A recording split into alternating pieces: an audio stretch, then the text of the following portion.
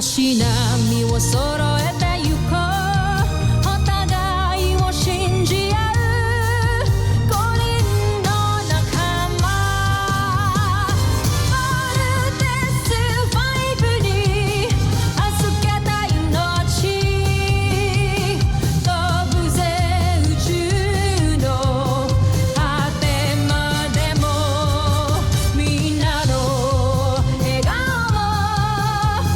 も近い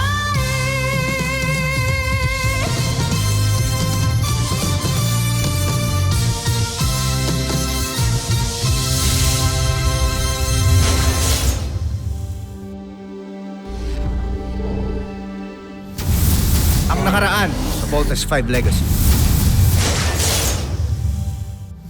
Ba't ganyan ka makatingin sa akin? May problema kasi kami sa camp. Posible daw na nandito na yung mga aliens. Sa tingin mo ba, isa ako sa kanila? Sorry, tamang hinala lang. Napakalaki yata ng kumpiyansa niyo sa kanya. Paano nalaman kung matuklasan nila na iba pala ang kilos niya kaysa sa kanila? Ipinasaliksik ko kay Draco ang kilos at galaw ng mga taga-Terra R2. Meron din ako nilagay sa loob ng katawan ng aking espiya na makakatulong sa atin para gayahin ang kilos at galaw ng mga taga-Terra R2. Tuluyan na nating malilinlang si Voltes 5. Aalis na ako sa team. Di ba nag-usap na tayo? Useless na ako sa team. Pinipilit ko na lang yung sarili ko dito. Are you doing this because of Judy? Ginagawa ko to para sa sarili ko. Nabalitaan ko po ang nangyari kay Big Bird. Well, Dr. Smith, if you need a new Voltes team member, please consider me. I will consider your interest. Alam mo, hindi mo na dapat ito ginawa eh. Kung alam mo lang, wala akong kwenta. Judy, ikaw ang pinaka-importanting tao sa buhay ko ngayon. Hindi ko kaya mawala ka. Bakit ka andito? Mahal na prinsipe, hindi ko na kayang pinapagawa ninyo. Nakukonsensya na ako. Sige, umatras ka. Kapalit ng buhay ng kapatid mo. Egbert, huli ka na dito sa kampang. Training pa tayo eh. Lalabas namin sa Voltes 5 bukas. Ngayon, wala namang ibang piloto ng Volt Panzer. Ikaw lang eh. You deserve to be one of us. Judy! I'm back. Naiwan ko yung phone ko. Kasama ka sa Voltes team? Isa ka sa mga piloto ng Voltes 5? Teka, paano? Sino nakausap mo? Yung kapatid mo, tumawag kasi akala niya ata ikaw ako. Kinukumbinsi ka niyang magbalik dun sa camp. So, totoo nga.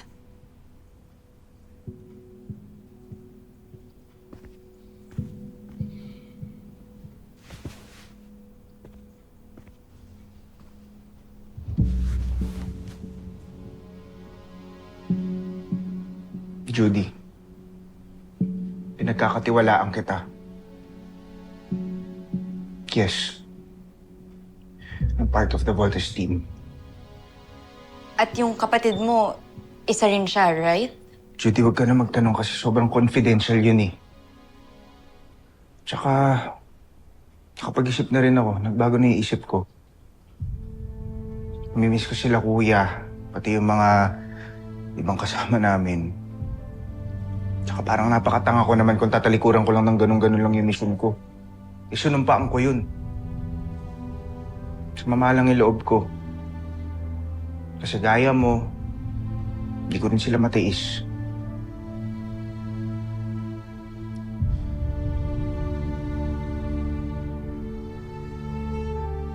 Basta, promise mo sa akin na walang makakaalam ng nalaman mo, okay?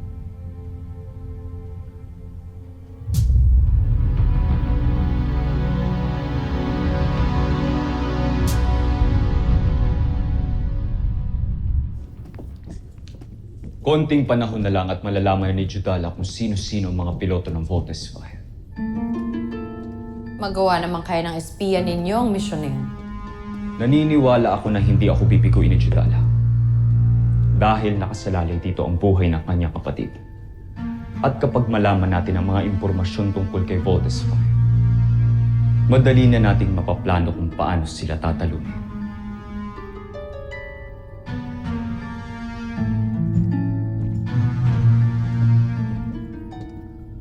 Sergeant Edwards, Meron akong mission na pagagawa sa'yo. Gusto kong gawa ng background check ng girlfriend ni Big Bird. Si Judy. Maaari ko bang malaman ng inyong concern, Dr. Smith? It's a matter of security, Sergeant Major. Okay, Dr. Smith, we'll do that. Any other information na pwede namin magamit? Narito siya isang araw kasama si Big Bird. Gusto kong kunin mo lahat ang CCTV footage ng araw na yan para maskan natin. Makilala ko kung sino talaga siya. Copy that, Dr. Smith. Let's go.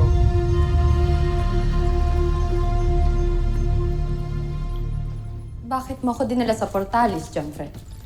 May nais akong ipakilala sa'yo.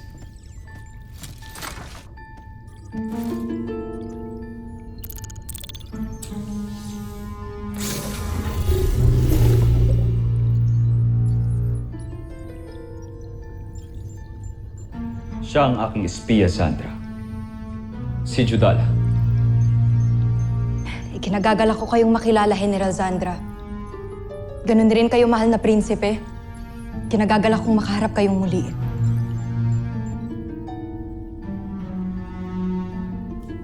Ikaw pala ang espiya ng prinsipe. Siya ang nagbibigay sa atin ng impormasyon tungkol sa kampo ng Voltes 5. At ngayon, tiyak akong may maganda kang balita. Kaya ka andito. Tama ba ako, Judala? Nakilala mo ang Voltes 5. Tama, kamahalan. Kilala ko na kung sinong mga piloto ng Voltes 5.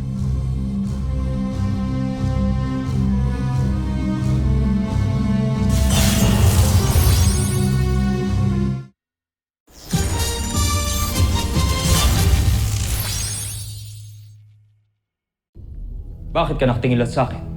Sabihin mo, sino-sino ang mga piloto ng Voltes 5? Makikita ninyo ngayon, kamahalan.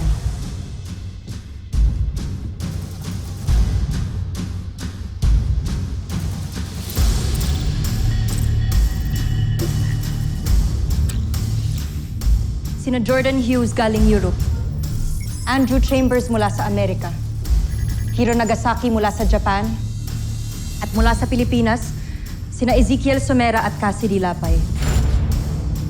Ang mga pangalan ng mga sadarong membro ng International Drug Syndicate ay sina Jordan Hughes, galing sa Europe, Andrew Chambers mula sa Amerika, Hiro Nagasaki mula sa Japan.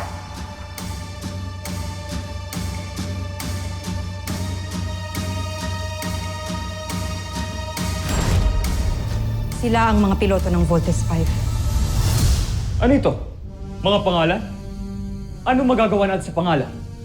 Nasaan ang mga itsura nila? Nais kong makita. Wala akong nakuha. Mga pangalan lang nila ang dala ko, kamahalan. Walang kwenta. Hindi maaari to. Kung inaakala mo makakalaya ang kapatid mo dahil sa mga palang ang binigay mo, nagkakamali ka. Bumalik ka doon. Kilalanin mo sila. Gusto kong makita ang mga itsura nila. At huwag kang babalik dito nang hindi mo nagagawang pinapagawa ko sa'yo. Ano pang hinihintay mo? Sundin mo ang utos ng aking prinsipe. Umalis ka na, alipin. Masusunod, General Sandra. Jomfre.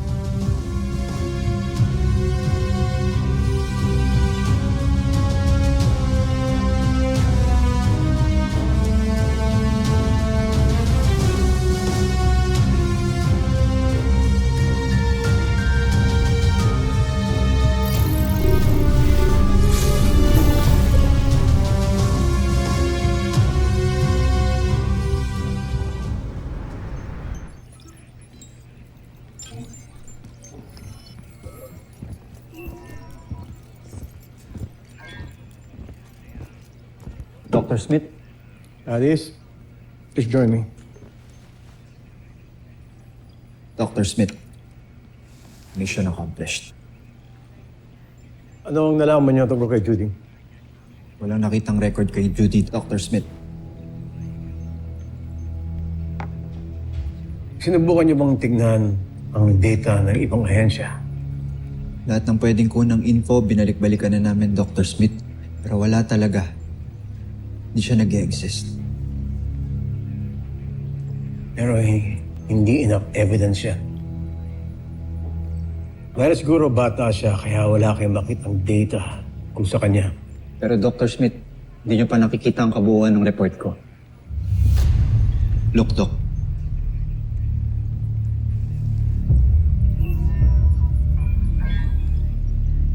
Ano bang gusto mong tignan ko dito? This doctor, hindi ko alam kung ito ba ay anomalya, pero Walang anomalya. Nakakita na ako dati ng ganyang rehistro sa biothermal scan. Ano nakita mo sa scan? Totoo ba sa report na he's an alien? Ready na ang result. Tignan mo ang kanyang bioscan at ang thermal scan ng isang human being. Your bioscan compared to a human scan is totally different.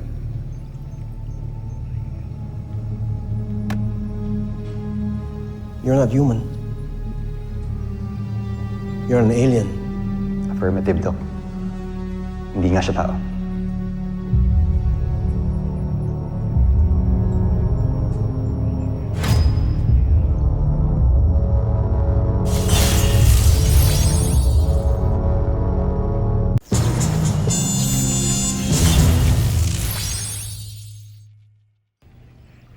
Dr. Smith, okay lang ba kayo?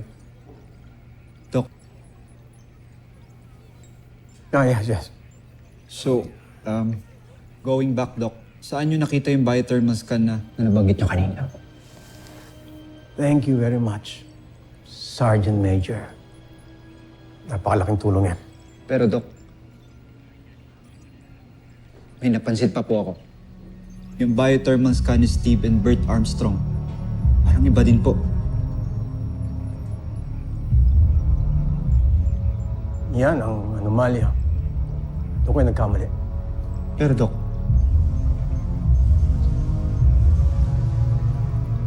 Kailangan ko bang sabihin sa'yo na kung ano man maging resulta ng report mo, ay mananatiling confidential.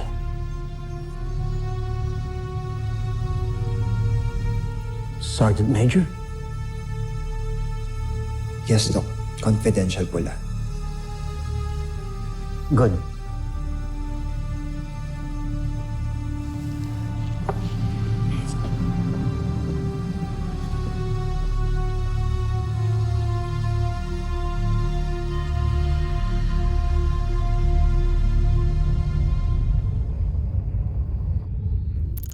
Mas lalo itong lalakas at mas magiging mapamuksa.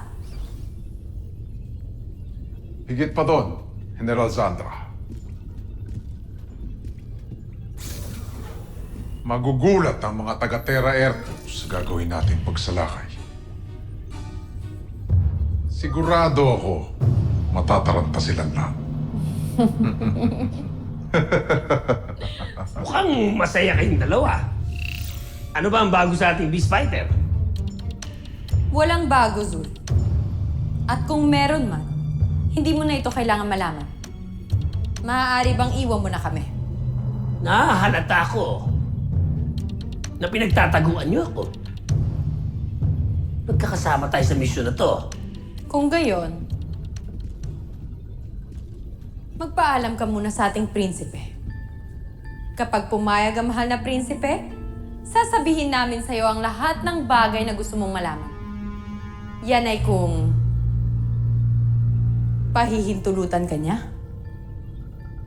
Ngayon, maaari bang iwan mo na kami?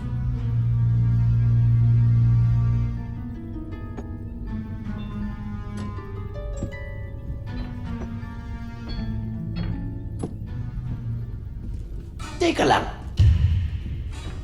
Mas maaari yatang iwan niyo ko. Kahit laboratorio ko to eh.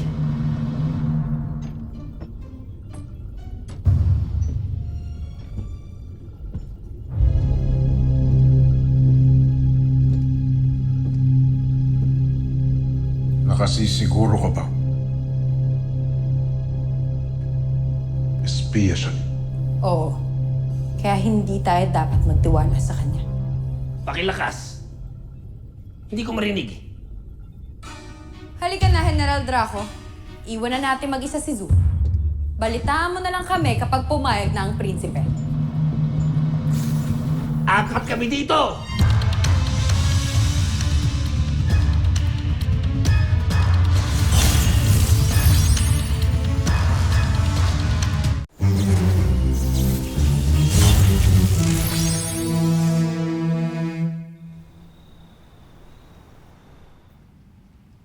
Justralov nung Teb.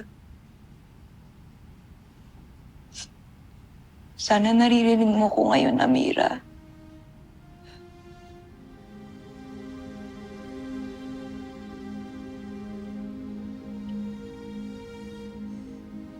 Gagawin ko lahat para maligtas kita. Pero hindi ko na magagawang may masaktan pa o may madamay pang ibang tao.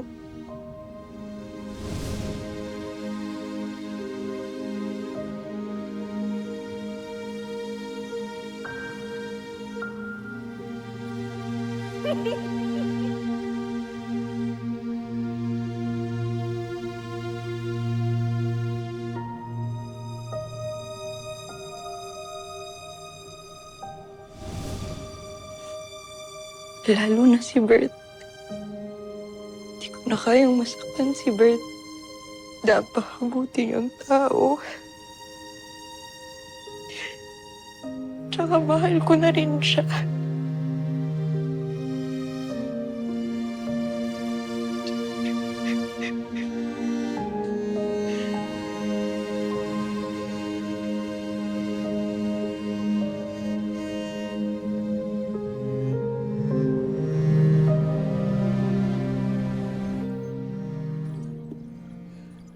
Big Bird,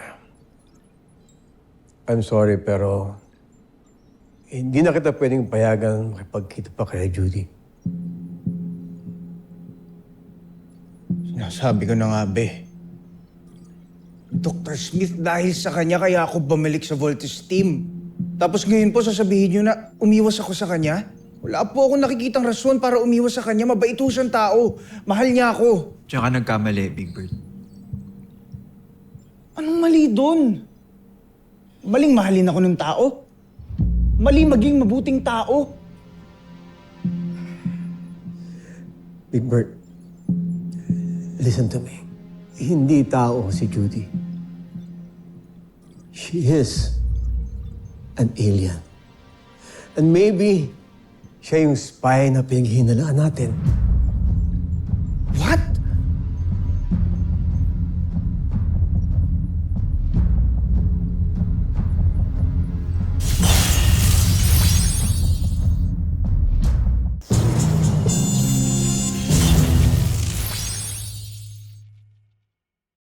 Ganyan na po ba kayo kadesperado para lang magstay ako dito sa camp? Kaninong idea to? Kay Kuya Steve? Sa inyo po? O baka naman po kay Little John? This is not a joke. Doctor. Tignan mo to.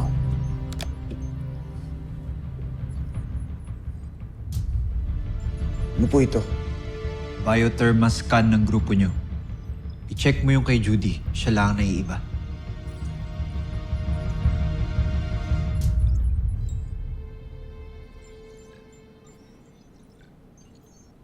Because she's not human. She's something else.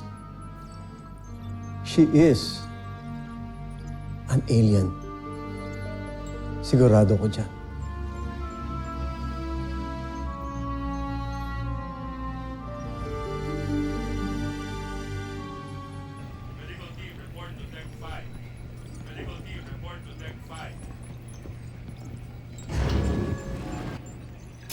Deck 4. Gawin mo na yung pinapagawa ko sa'yo. Gusto ko nang mawala si Jamie dito. Paano? Eva, ang daming nakapaligid sa kanya. Paano? Diskartehan mo. Gawin mo ng paraan yan. Akong gusto mo, pagkalat ko kung sino ka talaga.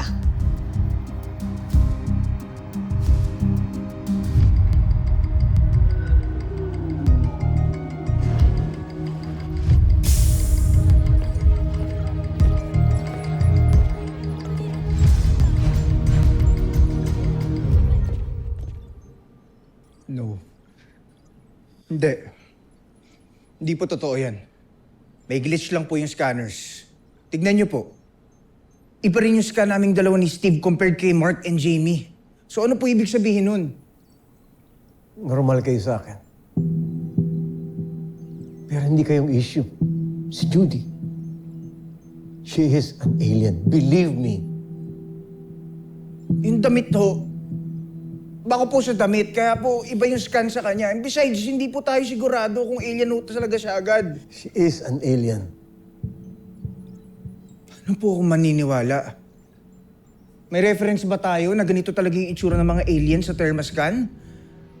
Wala naman po tayong ibang nakikitang alien. Meron. Alam ko. Saan po? Sino siya? Hindi ko na kailangan sabihin sa'yo kung sino. Pero kilala ko siya. Kilala siya namin ni Mary Ann, ng mama mo. Many years back, siya ang naging dahilan kung bakit itinago tong camp.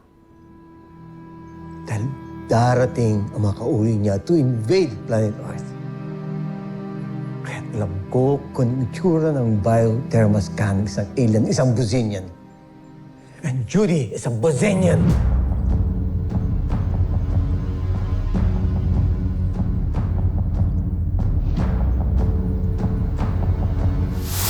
Susunod sa Voltas 5 Legacy. Big Bird, gising na. Kaya mo na muna si Big Bird. Mas problemahin mo si Little John. Gusto gawing service vehicle yung Volt Frigate. Little John. Matalino talaga si Sardos. Hindi siya madaling lamangan. Ano ba talaga gagawin ko? Huwag kang magpahalata sa kanila. Wala kang aaminin. This is an order. Pero pinagandaan kong kompetisyon na ito, kuya. Pwede ka namang umalis pero you cannot bring the Volt Frigate with you. Kaya kung gusto mo, ako pa mismo sasamahan. No, Jamie. Walang aalis dito. Hayaan niyo ba si Big Bird doon? Malungkot din natin sasamahan. Little John?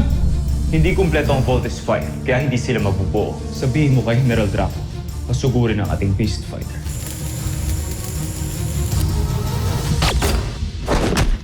Sugod! Tandaan mo, hindi na tayo maaaring matalo pang muli.